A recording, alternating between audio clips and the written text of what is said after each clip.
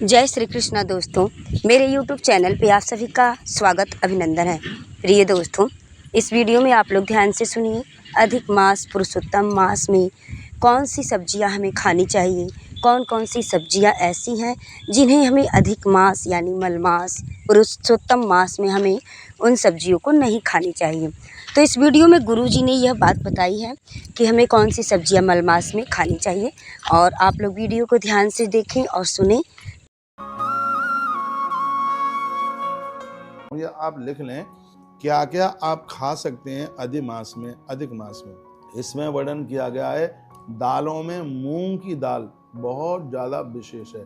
ऐसा समझ लो जैसे दूध में केसर डाल करके भगवान का भोग लगा दिया, उसी प्रकार से दाल में मूंग की दाल को ही विशेष मान्यता मिली है। और क्या बताया गया इसमें, द्राक्षा कहते हैं अंगूर को, किशमिश ड्राई फ्रूट में, और फल में द्राक्षा यानी अंगूर। कफित पनंस क्या बोलेंगे इसको, आम का पना, इसको बहुत ही ज़्यादा, आम की लौंजी, आम का पना। कदली फल, केले के फल बहुत शुभ माना गया। नारिकेल, नारियल का पानी, नारियल की गिरी बहुत ज़्यादा ही विशेष। जैसे बहुत ध्यान से सुन लीजिए, जैसे श्राद्ध में ब्राह्मण को तुलसी देना बहुत ज़्यादा महत्वपूर्ण है, उसी प्रकार से अधिक मास में नारियल का पानी, नारियल का फल, नारियल की गिरी बहुत ज़्यादा विशेष है। नारंगी, फलों में नारंगी बहुत ज़्यादा विशेष है। कुष्मांड, पेठा और सीताफल की सब्जी। अनार, दाड़मी कहते हैं अनार को बहुत ज़्यादा शुभ माना गया। मालपुआ, घी से बनी हुई गेहूं के आटे की चीज़ें, इसको बहुत ज़्यादा विशेष माना गया है, बहुत ही ज़्यादा विशेष माना गया। सुहाली, अब इसे क्या सुहाली को बोलेंगे तो मुझे पता नहीं है। और शर्करा, चीनी की बनी हुई चीज़ें। घृत, घी के द्वारा बनी हुई चीज़ें, कहते हैं कि दूध भी दें तो उसमें थोड़ा घी डाल दें, दाल भी खिलाएं मूंग की तो उसमें घी। इसमें घी और मालपुआ की बहुत बड़ी महिमा का वर्णन किया है। अपूप कहते हैं पुआ, मालपुआ। तत्पश्चात फिर इसमें कहा गया श्रीखंड, बहुत ज़्यादा उसकी महिमाएं। दही बहुत ज़्यादा महिमाएं। ककड़ी, हमारे यहाँ जिसको कचैया कहते हैं, बहुत भारी महिमाएं इसमें। अदरक, इसकी बहुत बड़ी महिमाएं। और बेर, इसकी बहुत बड़ी महिमाएं। अगली बात कही बैगन, इसमें बैगन को भारी महत्व दिया गया। और ये मैं खंडन कर रहा हूँ, किसी ने वीडियो डाली उसमें कहा इस व्रत में बैगन नहीं ले सकते, इसलिए तो मैं ग्रंथ खोले बैठा हूँ।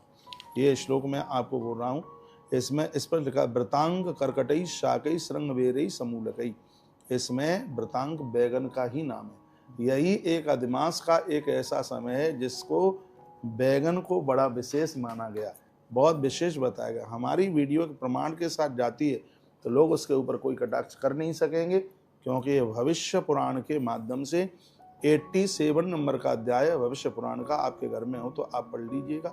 और वहीं से मैं निवेदन कर रहा हूँ, ये व्रत कर लिया तो बहुत बड़ी बात होगी। इसकी कथा सुनने से, महिमा सुनने से वाजपेयायुत फलम श्रोता वक्ता लभे ध्रुवम, लिखा गया सुनने और सुनाने वाले को वाजपेयी यज्ञ करने का फल प्राप्त हो जाता है। मैं आपका व्रत खंडित नहीं कराऊंगा। इसमें स्पष्ट लिखा हुआ है कि बैगन और ककड़ी का साग, इसको बड़ा विशेष माना गया है। इसको आप बिल्कुल ले सकते हैं, ले क्या सकते हैं, लेना ही चाहिए। इसमें लेय, जो चटनी की तरह जिस चीज़ों को चाटा जाता है, उसको बहुत विशेष माना गया। तो ब्राह्मण को इस प्रकार से भोजन कराया जाए। और कहा गया कि मीठे स्वादिष्ट भोजन, और ज्येष्ठ का महीना होने की वजह से ज्येष्ठ के महीने में नमकीन भोजन की, नमकीन प्रसाद की बहुत बड़ी महिमा है। तो मैं आपको निवेदन करना चाहूँगा, यहाँ जो सुहाली शब्द लिखा हुआ है, ये सुहाली शब्द पूड़ी के लिए होना चाहिए। ब्राह्मण, हाँ मठरी भी, हाँ पूड़ी, तो ब्राह्मण आवे यदि उसको आप इसमें आप उसको पक्का भोजन खिलाएं।